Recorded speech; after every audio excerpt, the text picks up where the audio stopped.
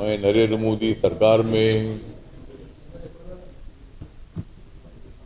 2016 से उनके मंत्रिमंडल में सोशल जस्टिस एंड एम्पावरमेंट का एमओएस हूँ और मेरी party Republican party of India है, जिस पार्टी की स्थापना डॉक्टर बाबा साहब अम्बेडकर जी ने की थी। और ये पार्टी सभी जाति धर्म के लोगों को social justice, economical justice, education justice देने के लिए काम करती है। तो मैं लोकसभा में कांग्रेस अलायंस में 3 बार मैं लोकसभा में था और अभी माननीय नरेंद्र मोदी सरकार में आने के बाद मैं अभी सेकंड टाइम राज्यसभा में हूँ।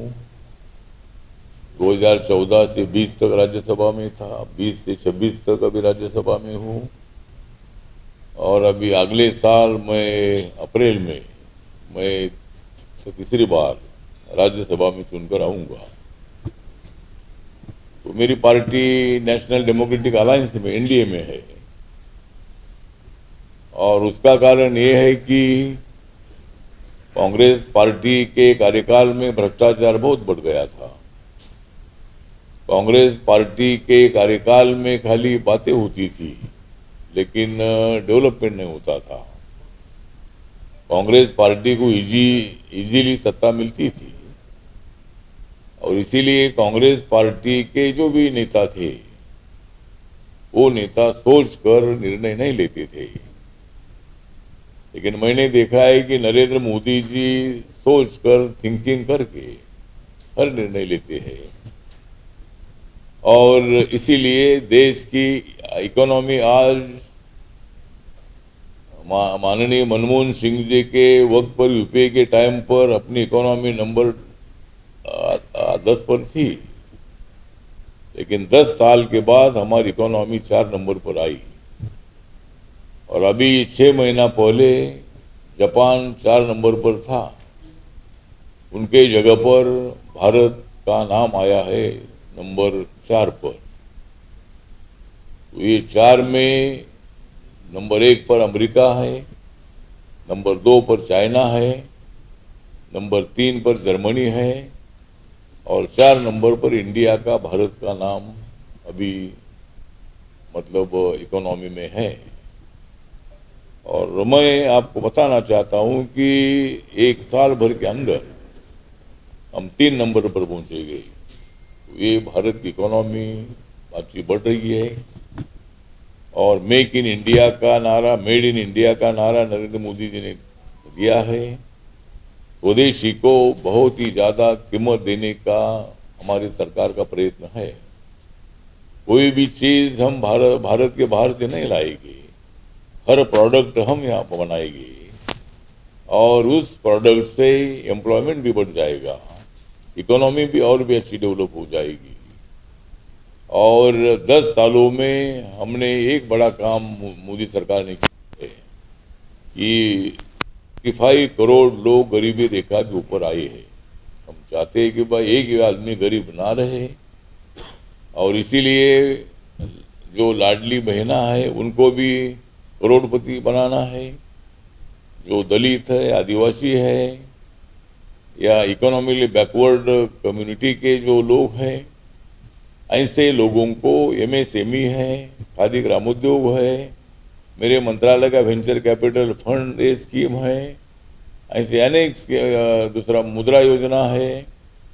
और आपको मैं आंकड़े दे दूं कि नरेंद्र मोदी जी के कार्यकाल में जो 2014 में प्रधानमंत्री जन धन योजना शुरू हुई थी, तो पहले बैंक में अकाउंट उन लोगों को ही थे जो कारपोरेट जगत के लोग हैं या एम्प्लॉयज है या ऑफिसर्स हैं, ऐसे लोगों को ही बैंक में अकाउंट थे। आम आदमी को बैंक का दरवाजा भी मालूम नहीं था। लेकिन 2014 में नरेंद्र मोदी जी ने as a prime minister Jan Dhan योजना शुरू की और हर आदमी को बताया गया कि भाई आपने आपका अकाउंट बैंक में खोलना है।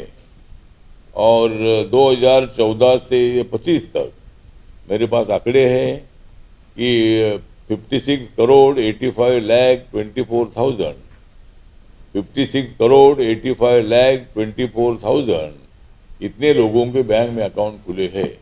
देश की आबादी 140 करोड़ है, लेकिन आधे लोगों ने अपने अकाउंट जो है ये अपने बैंक में खुलवाए हैं।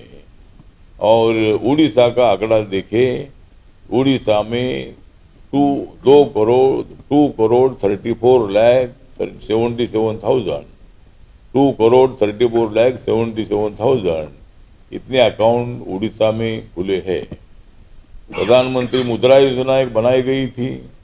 बैंक वाले लोन नहीं देते थे, आम आदमी के लोगों को छोटा मोटा लोन धंधे के लिए मांगते थे, उनको लोन नहीं देते थे।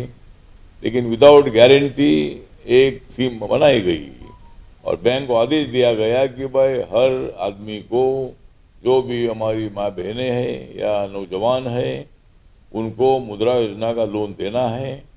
और 50,000 से लेकर 10 लाख तक का लोन देने की स्कीम थी। लेकिन अभी स्कीम का दायरा बढ़ाकर 50 लाख से 20 लाख तक उसका दायरा किया है। और अभी तक मतलब मुद्रा योजना शुरू हुई थी 2015 में, और अभी तक 55 करोड़ 32 लाख 92,000 इतने लोगों को देश भर में मुद्रा योजना का लोन मिला है और उन्होंने अपना अपना धंधा शुरू किया है। और उड़ीसा में देखा जाए तो 3 करोड़ 50 लाख 39,000, 3 करोड़ 50 लाख 39,000 इतने लोगों को मुद्रा योजना का लोन मिला है। प्रधानमंत्री उज्ज्वला योजना जो गैस सिलेंडर की है, जिनके घर में गैस नहीं है, जो माँ बहनें चूल्हे पर अपना खाना बनाती थी, चूल्हे के धुएं से उनके आंखें लाल बुंद हो जाती थी, तो मोदी जी ने गरीब लोगों को फ्री में गैस सिलेंडर देने का निर्णय लिया।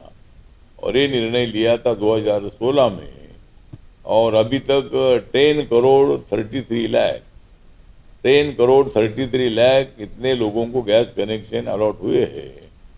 और उड़ीसा का विचार करेंगे तो 55 लाख 47,000, 55 लाख 47,000 इतने लोगों को गैस कनेक्शन मिले हैं। और अभी तक मतलब जो प्रधानमंत्री आवास योजना जो है, उसमें अभी तक 4 करोड़ से ज़्यादा लोगों को रूरल एरिया में और अर्बन एरिया में 4 करोड़ से ज़्यादा लोगों को मकान शौचालय के साथ मिले हैं। और उसमें मेरे पास आंकड़े हैं कि रूरल के आंकड़े भी नहीं है, लेकिन अर्बन के आंकड़े हैं कि 1,68,000 इतने लोगों को अर्बन एरिया में मकान मिले हैं। तो इसी तरह मतलब और अभी 3 करोड़ लोगों को मकान देने का बजट मंजूर हो चुका है। और अभी जो लोग कच्चे घर में रहते हैं, ऐसे लोगों को मतलब पक्का मकान बनाने के लिए पैसा दिया जाता है और प्रधानमंत्री आवास योजना के माध्यम से उसको मकान पक्का दिया जाता है शौचालय के साथ। और अभी तक जिनका मकान पक्का है लेकिन वहाँ शौचालय नहीं है, ऐसे कम से कम 12 करोड़ से ज़्यादा शौचालय पूरे देश भर में बनाने के लिए पैसा दिया गया है और शौचालय बन गए हैं। तो कहने का मतलब इतना है कि नरेंद्र मोदी जी को सरकार है, ये सरकार मतलब सभी वर्गों को न्याय देने का काम करती है। और अभी मैंने हमारे जो अधिकारी है सोशल जस्टिस के, उनके साथ मैंने अभी बात की थी। और मतलब हमें यहाँ जो SC ST के स्टूडेंट जो है, SC ST के 5 लाख से ज़्यादा स्टूडेंट को स्कॉलरशिप मिलती है। और यह हॉस्टल की संख्या 5,407 है। इतने हॉस्टल से इतने मतलब हर ज़िले में तो 30 ज़िले यहाँ है। और यहाँ SC का पॉपुलेशन 17.25% है और ST का पॉपुलेशन 23% है। तो इसका जो बैकलॉग है इस सर्विसेज में हमारी सेक्रेटरी से बात हुई और उन्होंने बताया कि भाई जो बैकलॉग रिक्रूटमेंट होती है उसमें SC ST का OBC का बैकलॉग भरा जाता है। लेकिन मैंने आग्रह किया है कि भाई दिव्यांग जनों के लिए 4% आरक्षण नौकरियों में देने का निर्णय हमने लिया है। पहले तो 3% मिलता था, लेकिन मोदी जी की सरकार आने के बाद हमने 4% आरक्षण नौकरियों में दिव्यांग जनों के लिए किया है और 5% आरक्षण एजुकेशन के लिए दिव्यांग जनों के लिए किया है। तो ये भी मतलब मैंने अधिकारियों को बोला है कि भाई ये 20-20 में रिव्यू होना चाहिए और हर डिपार्टमेंट में 4% दिव्यांग जनों की भर्ती होनी चाहिए। शिक्षण संस्था में 5% दिव्यांग जनों के लिए मतलब उनको एडमिशन मिलना ही चाहिए, वहाँ ध्यान देने की आवश्यकता ये भी हमने बताया है। दूसरा, मैंने उनके अधिकारियों के साथ बात की कि भाई एट्रोसिटी केसेस के संबंध में बात की। उन्होंने मुझे जानकारी दी है कि भाई 2023-24 को 2647 इतनी केसेस दर्ज हुई है। 24-25 में 2404 इतनी केसेस दर्ज हुई है और 25-26 में 2288 इतनी केसेस है। तो इन्हें बताया है कि भाई दूसरे राज्यों की तुलना में उड़ीसा में ज़्यादा केसेस नजर आ रहे। एक तो ये जो भूमि है ये भूमि सम्राट अशोका की भूमि है। यहाँ कलिंगा का जो युद्ध हुआ था और सम्राट अशोका जी ने ऐसा युद्ध जीता था। यहाँ लोग बताते हैं कि खून की नदियाँ बह रही थी, इतने लोगों को मारा गया था और इसीलिए सम्राट अशोका में बहुत बड़ा परिवर्तन हुआ और सम्राट अशोक बुद्ध की ओर चले गए। सिद्धार्थ गौतम बुद्ध जी का जो बुद्धिज्म है उन्होंने स्वीकारा था और उसके बाद सम्राट अशोका के बाद गौतम बुद्ध के बाद 300 साल के बाद सम्राट अशोक जी का मतलब जो कार्यकाल हुआ है 300 साल के बाद, और उन्होंने मतलब पूरे एशिया खंड में, हम जहाँ भी एशिया में जाते हैं, वियतनाम में जाते हैं, थाईलैंड में जाते हैं, कंबोडिया में जाते हैं, श्रीलंका में जाते हैं, जापान में जाते हैं, ताइवान में जाते हैं, ऐसे कई देशों में अपने को बुद्धिज्म नजर आता है। चाइना में भी पूरा बुद्धिज्म था, अभी थोड़ा कम्युनिज्म उधर आया है। उसके पहले पूरे चाइना में बुद्धिज्म था। आज भी वहाँ बुद्धा के बहुत सारे मंदिर वहाँ है। तो अपने देश की जो पाली भाषा है, ये पाली भाषा हर दुनिया में जा पहुँची है और ये भूमि उड़ीसा की भूमि जो है ये शांति की भूमि है। इसीलिए दलितों पर अत्याचार की घटनाओं के लिए मैंने अधिकारियों को सूचित किया है। आज CM साहब की मैंने वक्त मांगा है अगर, लेकिन वो आज इधर नहीं है, कुछ इलेक्शन प्रचार में है। लेकिन अगली बार मैं जब आऊँगा तो उनके साथ मैं मीटिंग करूँगा और इस अत्याचार की घटनाओं को कम करने के लिए कोशिश होनी चाहिए और दलित और सवर्ण में एकता निर्माण होनी चाहिए। बाबा साहब अम्बेडकर जी का मिशन था कि देश में समानता आनी चाहिए। इसका मतलब दलित और सवर्णों में जो भेदाभेद है उसको खत्म करना चाहिए। कानून ने आर्टिकल 17 के मुताबिक संविधान ने कास्टिज्म को खत्म किया है, लेकिन आज भी कुछ लोगों के मन में आज कास्टिज्म है।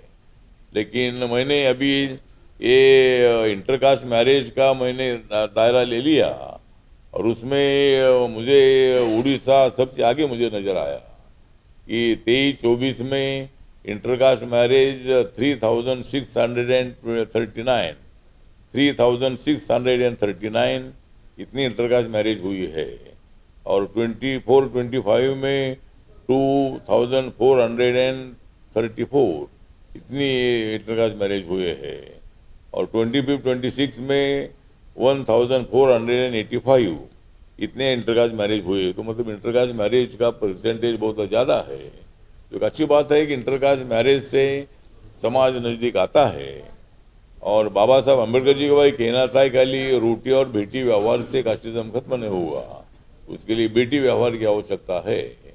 और इसी तरह समाज एक साथ आ रहा है, नज़दीक आ रहा है, और बहुत सारे लोग जातीय व्यवस्था को भूलकर मतलब संविधान को मानकर एक दूसरे के साथ मित्रत्व कर रहे हैं। लेकिन कुछ लोगों के मन में आज भी थोड़ी मेंटेलिटी, कास्टिस्ट मेंटेलिटी है, और इसीलिए ये अत्याचार होते हैं।